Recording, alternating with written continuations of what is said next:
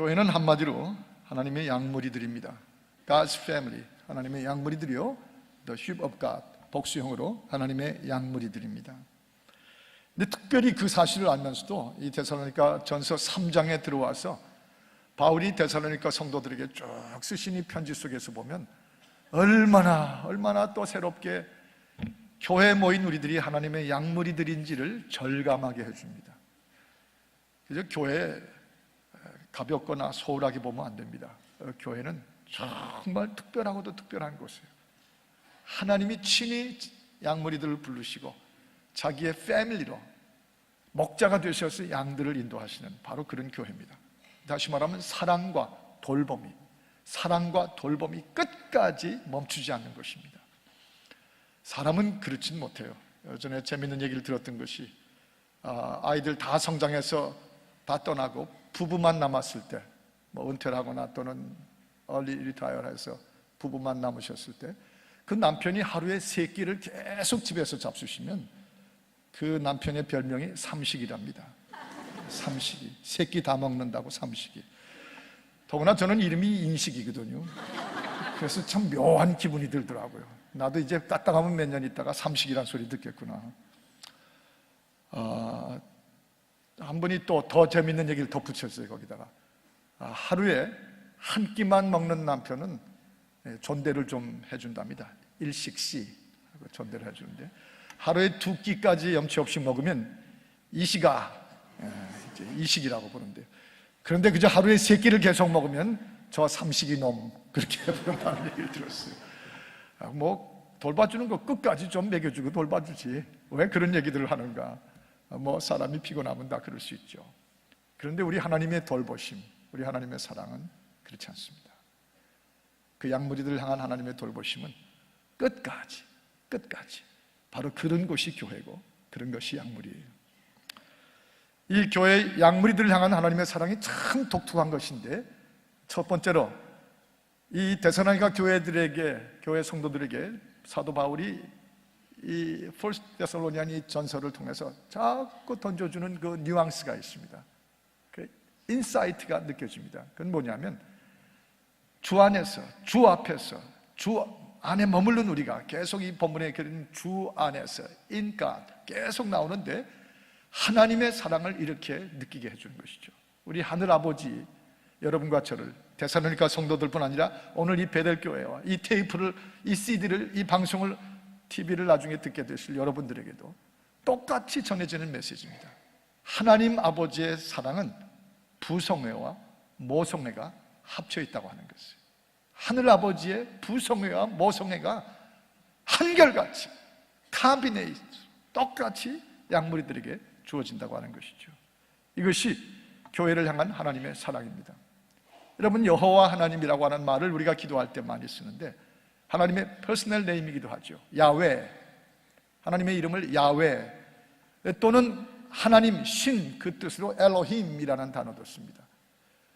또 원래 이 하나님의 퍼스널 네임을 부르는 게 너무 외경스럽고 두려워서 히브리 사람들은 주로 하나님하고 그 이름을 부르기보다는 주 하는 뜻으로 아도나이라는 말도 썼어요. 이것을 70인경에서 번역할 때는 히라보로 쿠리오스라는 말로 번역해 쓰기도 했습니다. 그런데 이 야훼, 이 엘로힘 하는 하나님의 그 이름 안에는 놀랍게도 성경학자들이 깊은 연구와 말씀에 나오는 통찰을 보면 부성애가 들어있는 이름이에요.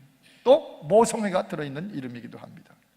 이것은 정부가 시민을 다루고 회사가 직원들을 통해서 하나로 단합해가지고 이익을 많이 올리고 학교에서 아이들에게 지식을 가르쳐주고 이런 데서 학생들이 보살핌을 받고 그런 거하고는 차원이 다른 것입니다. 차원이 다른 것이에요. 어떤 사랑이, 양무리들을 향한 하나님의 사랑은 부성애적인 사랑이 있어요. 강력하고 다스리시고 권고하시고 바로 잡아주십니다. 그러나 동시에 야훼 하나님의 사랑 속에는 모성애가 들어가 있어요. 품에 안고 따뜻하고 어루만지고 먹이시고 키우시고. 하나님의 양무리들로서 이 두 종류의 사랑이 함께 있지 않으면 우리가 하나님의 성도들로 온전할 수가 없습니다. 그래서 우리를 향하신 하나님 아버지의 사랑은 부성애와 모성애가 합쳐진 것이에요. 저 이사야서 40장 10절 11절만 봐도요, 너무 뚜렷하게 10절에 보면 모성의 사랑이 느껴지죠. 저 부성의 사랑이, 아버지 같은 사랑. 주 여호와께서 장차 강한 자로 임하실 것이며 친히 그 팔로 다스릴 것이라. 보라, 상급이 그에게서부터 왔고 보응이 그 앞에 있으니 다스리시고 그 강한 팔로, 그리고 상벌이 분명하게 해주시고, 똑바로 의로 살지 않은 삶에 대해서는 보응이 있게, 심판이 뒤따르게 하시고, 이 아버지적인 부성의 사랑이죠. 그러나 그 다음 절 11절에 보면 모성애적인 사랑이 나옵니다. 우리 같이 한번 한 목소리 읽으십시다. 시작. 그는 목자같이 양무리를 먹이시며 어린 양을 그 팔로 품에 안으시며 젖먹이는 암컷들을 온순히 인도하시리로다. 품에 안으시고 양들을 보살피시고, 그 어머니들 같은 인간의 이 언더스탠딩으로 우리가 기껏 이해할 수 있는 게 어머니와 같은 사랑이라고 하지만은 그 하나님의 사랑은 그걸로 다 표현할 수가 없는 그런 것이죠. 우린 그 사랑 이미 받고 있고, 그 사랑 지금도 먹고 있고, 그 사랑 안에서 지금 주의 양무리들로 그 뒤를 따라가고 있습니다. 그거 의식하고 그거 느끼는 게 그게 신앙이고요.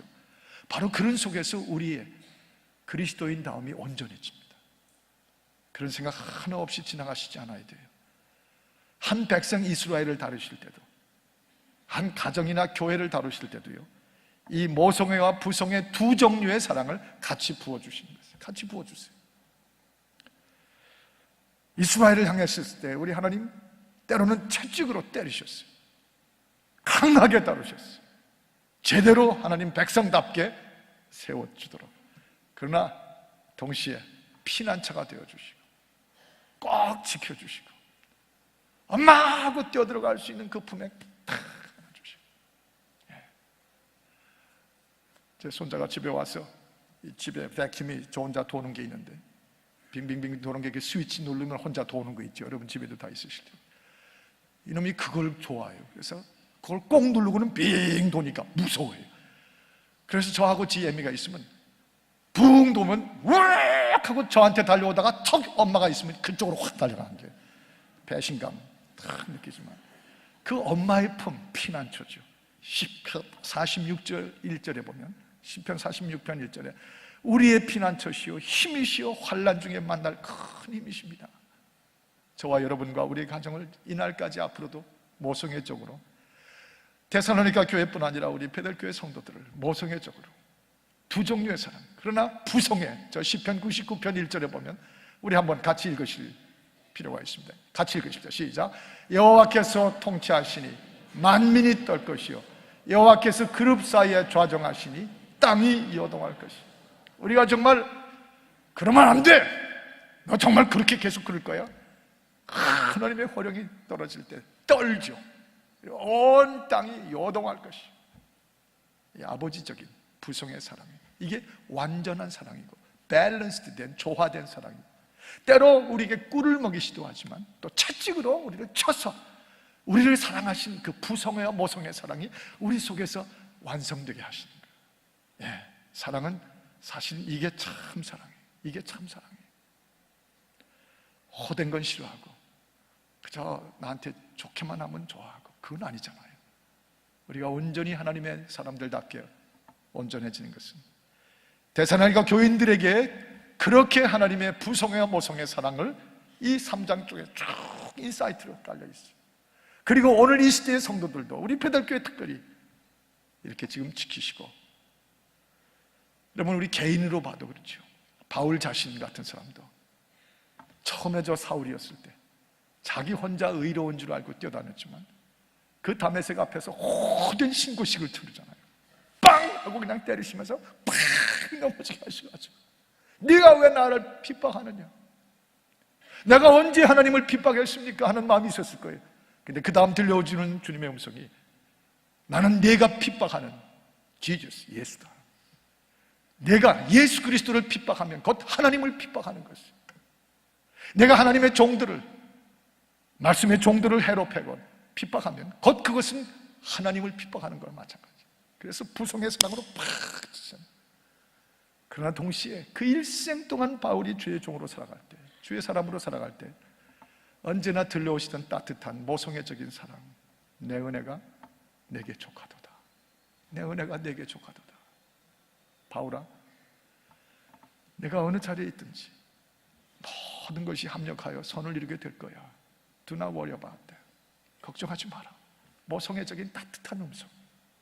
여러분, 그리고 저 한 분 한 분 개인마다, 가정마다, 우리 교회 전체, 날이 갈수록 주여 이 아버지 하나님의 부성의 사랑과 모성의 사랑이 골고루 우리 가운데 넘치게 하여 주옵소서. 우리가 원하시면 아멘 하십시다. 다시 한번 아멘 하십시다. 이 사랑이 우리에게 온전케 되기를 바라나이다.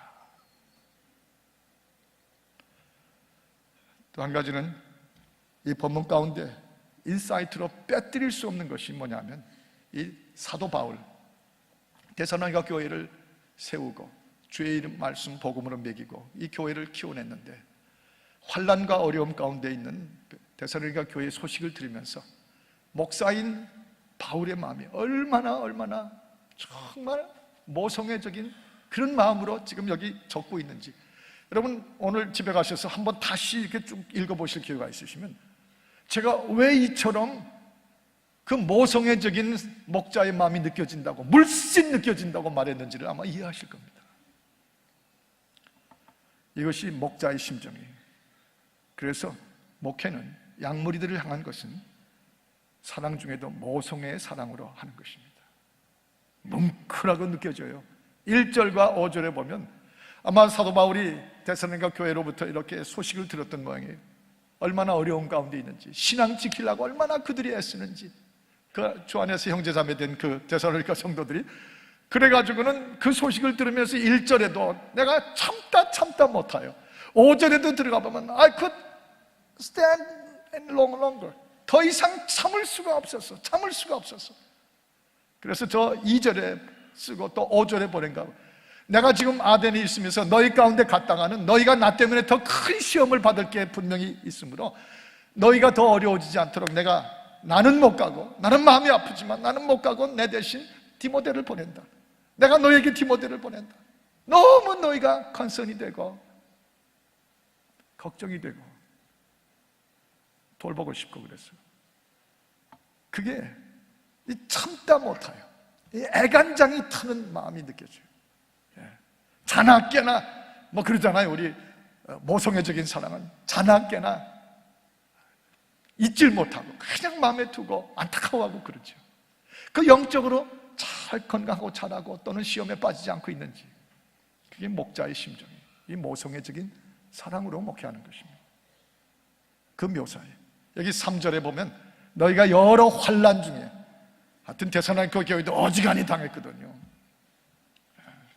그래서 너희가 여러 환난 중에 있는 소식을 듣고 있다. 그게 내 마음을 너무 아프게 한다. 이 구절을 오늘 새벽에도 읽다가 문득 오래전에, 약 30년 전에 워싱턴에서 있었던 일이 하나 생각났습니다. 갑자기 겨울이었는데 동부는 좀 그렇거든요. 그날 낮에부터 그냥 엄청나게 눈이 쏟아지는데요. 마침 제가 제 형님 그 스토어에 가서, 그때 신학교 공부할 때인데 형님 스토어에 가서 알바이트 잡을 하고 있었어요. 그런데 눈이 쏟아졌는데 백악관이 절반까지 덮였습니다. 웬만한 자동차는 그 위에 눈이 덮여서 한 1피트까지 더 덮였어요. 어마어마한 눈이 쏟아졌어요. 그래서 할 수 없이 저 위스콘신 저 밑에 다운타운에 있던 그 가게에서 떠나서 두 형제가 차를 몰고 하여간 그 눈 속을 뚫고 실버 스프링이라고 한 것이 보통 한 25분이면 가는 곳인데 5시간이 걸려서 갔어요. 와, 그 눈을 뚫고, 이 캘리포니아에 사는 분들은 이해를 못해요. 지진이나 쳐야 그 다음날 새벽 기도 많이 오시지 그런 거 잘 모르세요. 하여튼 5시간을 뚫고 집에 간 거예요, 실버 스프링. 근데 거기 도착하니까 문 앞에 어머니가 나와 서 계셨어요. 이 눈을 뚫고 오는 아들 둘을 기다리며 문 밖에서 어머니가 서 계셨어요. 어머니 왜 나와 있어, 이 눈판에? 그런데 동생이 뒷미쳐 따라 나오면서 그렇게 말해요. 엄마 지금 5시간째 기다리고 있어. 5시간째 여기 서 있어. 그때 생각이 확 나는 거예요. 이 모성애의 사랑이죠. 지금 어머니들 생각나시죠? 그 모성애적인 사랑. 견디지 못하고 참지 못하는 거예요. 너희 잘 있니? 신앙생활 잘 지키고 있니? 그 양무리들을 향한 한 목자의 마음이 모성애. 그런데 여기 요동치 않게라는 말이 또 나오는데, 이거는 그리고로 사이네스타이라고 하는 단어입니다. 사이네스타이라는 참 흥미로운 건데, 원래 교부들은 이 단어를 번역할 때 그냥 흔들리지 않는다는 말 그대로 요동한다는 말을 그렇게 생각을 했어요. 그런데 지난 19세기, 20세기에 와가지고 밀리간이라고 하는 분이나 또는 잔이라고 하는 유명한 그리고 학자들이 많은 그 카피들을 여기저기서 수집해서 그 어원을 타고 들어가 보니까 어떤 어원이냐면, 이 사이네스타이라고 하는 요동한다는 그 말은 뜻밖의 원래 그 당시에 그릭 히라보에 쓰는 것이 개가 꼬리를 흔드는 걸 가리키는 말이에요. 개가 꼬리를 막 흔들어요. 그래서 이렇게 흔들어가지고 부추긴다는 말이에요. 너희가 죄가 개가 꼬리 흔들듯이 죄나 악의가 너희를 유혹해가지고 템테이션에서 거기 요동될까봐 그런 개념으로 쓴 원래 의미인 것을 찾아냈어요. 참 마음이 뭉클한 부분이었습니다. 죄와 타협하라고, 악으로 넘어가라고 꼬리를 칠 때 거기 너희가 넘어가면 안 되는데 그게 안절부절해가지고 마음이 쓰였다는 것을 자나깨나. 그래서 디모데를 2절과 5절에 보냈더니 와, 소식을 가져왔는데 역시 안심할 수 있는 거예요. 역시 데살로니가 교회 성도들, 너희들의 고난 속에 믿음이 굳건하게 서 있구나. 네.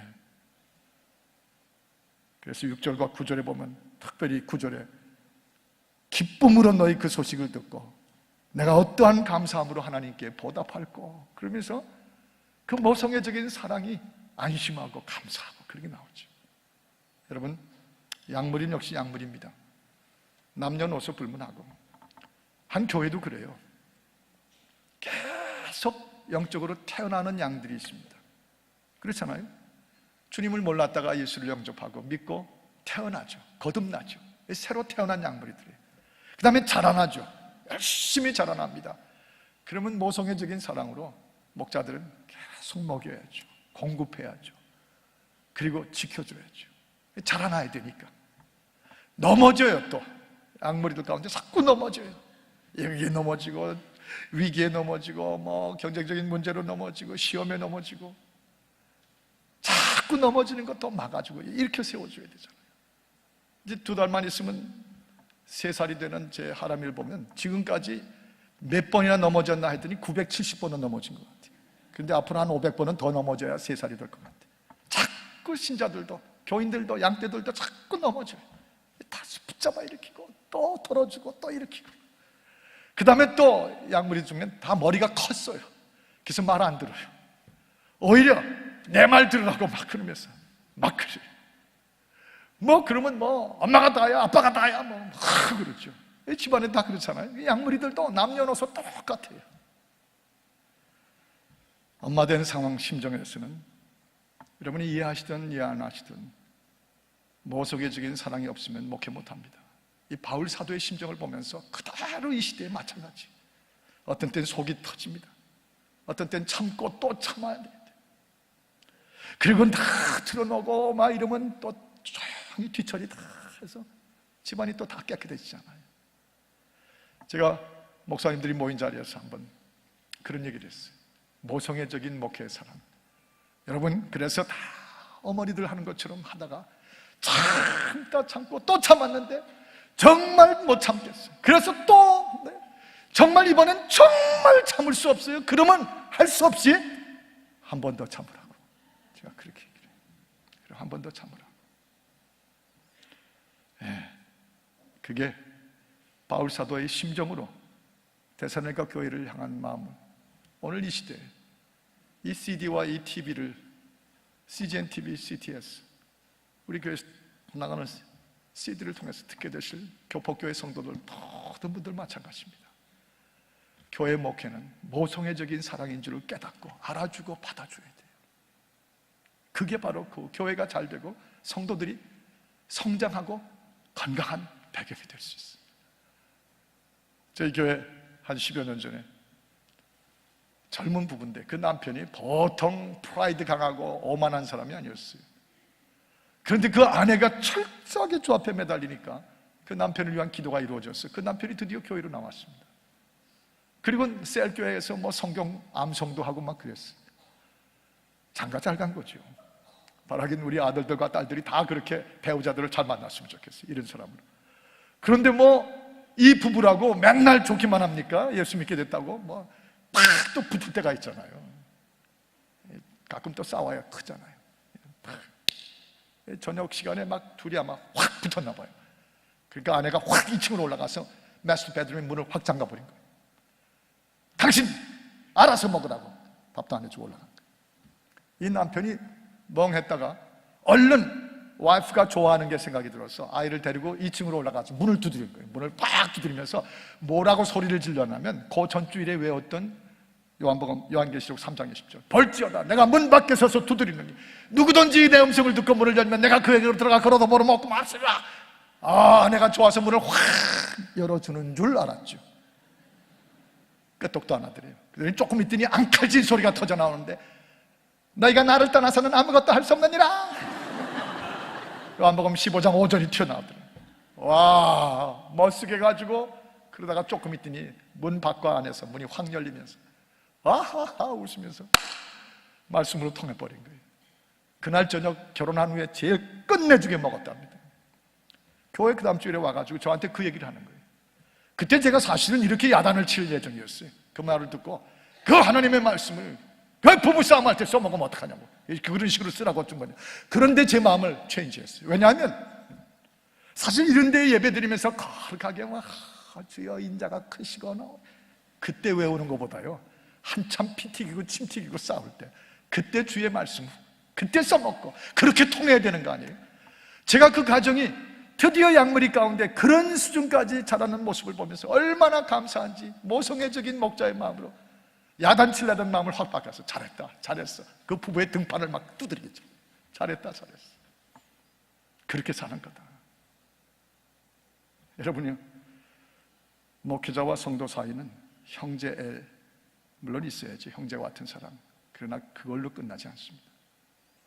목회자와 평신도는 동지의 꿈을 꾸고 함께 나가야죠. 그러나 동지애부터 앞세우세요. 큰 잘못 저지를 수 있습니다. 부부의 마치 신랑 신부가 만난 것처럼 또 살 수 있어야죠. 그러나 오늘 바울 사도의 심정을 보면 그걸로는 끝나지 않습니다. 모성애가 아니면 못하는 게 목회입니다.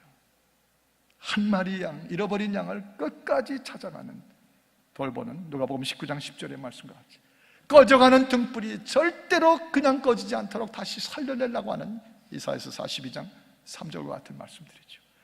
이걸 깊이 이해하고 그 앞에 이해하고 또 받아들일 때 나에게 유익하고 복된 거예요.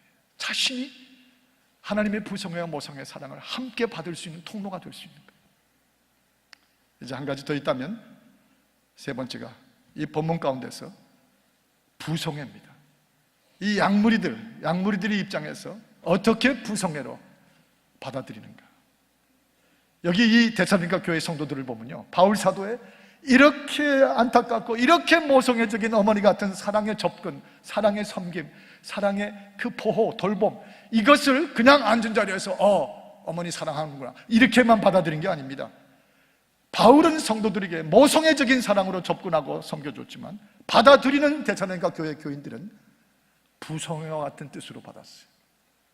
따뜻하게 전해주는 모성애였지만 받는 쪽에서는 오히려 강한 채찍질처럼 받았어요.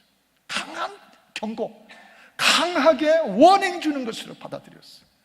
일찍이 내가 너에게 이렇게 말한 것들이 실제로 그렇지 않느냐 이렇게 말씀하는 걸 그냥 경고로 받아들이고 대비한 것입니다. 그래서 여기 보면요, 2절에 굳게, 8절에 굳게 서서 13절에 마음을 굳게 하여, 와, 이렇게도 따뜻하게 모성애적으로 접근했는데 받아들이는 쪽에서는 마치 그 안에 엄청난 채찍이 있는 경고와 같이 부성애처럼 하나님의 음성처럼 받아들여 준 것입니다. 그래서 굳게 데살로니가 교회에 섰어요. 목자들은 성가대 지휘자들은 셀 목자들은 막대기를 쓸 수가 없습니다. 지팡이를 쓸 수도 없습니다. 들어서 이렇게 할 수도 없어요. 시편 23편 4절에 보면 여호와가 나의 목자시냐고 쭉 내려가다가 주의 지팡이와 막대기가 나를 안위하시나이다. 그 지팡이와 막대기를 쓰시는 것은 하나님의 손입니다. 하나님이 쓰세요. 목자들은 모성애로 접근하죠. 모성애로. 그런데 받아들이는 쪽에서 그 속에 담긴 하나님의 부성의 음성을 같이 받는 거예요. 이게 데살로니가 성도들의 바로 영적인 자세였기 때문에 굳게 그 시험 환난 가운데도 그 죄와 악으로 요동치는 꼬리치는 그 유혹 앞에서도 굳게 그 교회를 지켰어요. 그렇습니다. 여러분이요, 예수님께서 모성애적으로 섬기셨잖아요. 제자들의 발을 씻겨주셨어요. 아버지들이 하는 것보다는 어머니들이 하는 패턴이죠. 발을 씻겨줬어요. 무릎을 꿇고 제자들의 발을 씻겼어요. 그런데 이 모성애적으로 접근한 예수님의 사랑, 이 타취를 제자들이 뭘로 받았을까요? 아마도 썬더러스하게 온 우주를 울리는 채찍과 경고의 음성처럼 받으신 것 같아요. 아마도 부성애적인 교훈으로 받아들였어요. 그래서 그 이후에 그 발 씻김을 받은 사도들이 기독교를 우리에게 전파해 주면서 섬기는 기독교가 됐잖아요. 주님께서 발을 씻기시면서 막대기를 옆에다 놓고 발을 씻기시더니 들어서 등판을 때리면서 너희도 이같이 행할지니라 이놈들아, 뭐 그런 방법은 절대 없어요. 오히려 내가 너희의 발을 씻겼으니 너희도 이처럼 행하는 것이 마땅하니라. 그러면서 모성애적으로 접근했는데 그걸 받아들인 제자들이 얼마나 강한 부성애와 같은 메시지로 받았는지 오고 오는 세대마다 The 2000 years of Christian history에서 섬기는 기독교가 됐어요. 이게 바로 부성애와 모성애가 합친 것입니다. 우리 예수님 십자가에서 죽으셨잖아요. 희생하셨잖아요. 다 목숨 주시고 피땀 흘려 다 어머니적인 희생이죠. 아버지적이기보다는 어머니적인 모성의 사랑이 십자가의 사랑이에요. 십자가의 희생이에요. 그리고 다 이루었다고 요한복음 19장 30절에 말씀하셨어요. 주님은 그렇게 다 이루었다고만 하셨지 그 다음에 너희도 다 나처럼 죽어라 그러신 적 한 번도 없어요. 순교해라 그러신 적이 있었어요? 없었어요. 그런데 놀라운 것은 그 주님의 모성애적인 희생의 십자가를 본 후에 수많은 믿는 자들이 그 교훈을 부성애처럼 받아들였어요. 그래서 지난 세월 동안 믿음 때문에 순교의 강물이 피처럼 얼마나 흘렀어요. 이것이 모성애와 부성애가 합쳐져 십자가를 완성하는 길입니다. 저와 여러분의 똑같은 길이에요.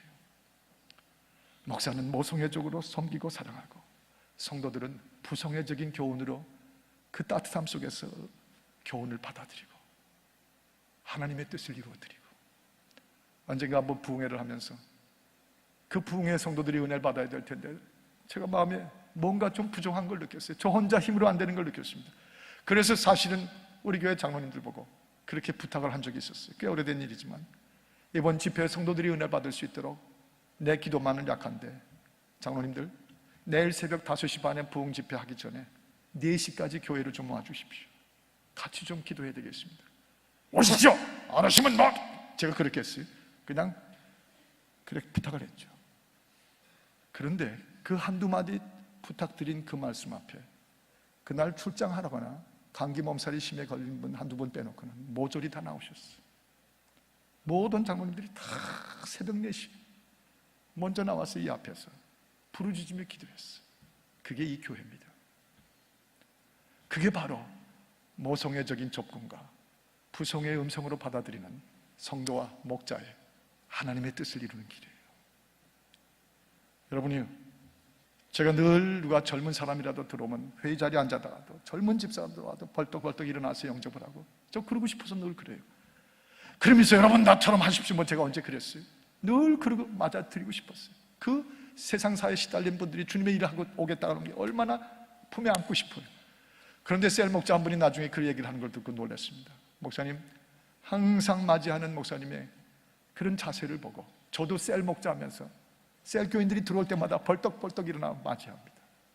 제가 한 번도 부성애적으로 이래야 됩니다 없었거든요.